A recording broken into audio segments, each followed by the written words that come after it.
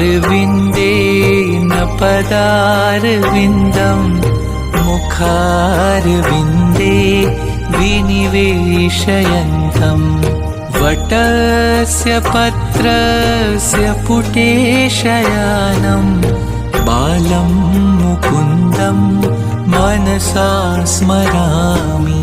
बालं मुकुन्दं मनसा स्मरामि।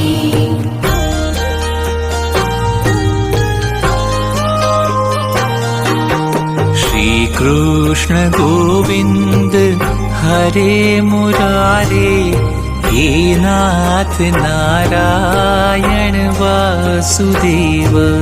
जिह्वे पिबस्वामृतमेतदेव, गोविन्द दामोदर माधवेति।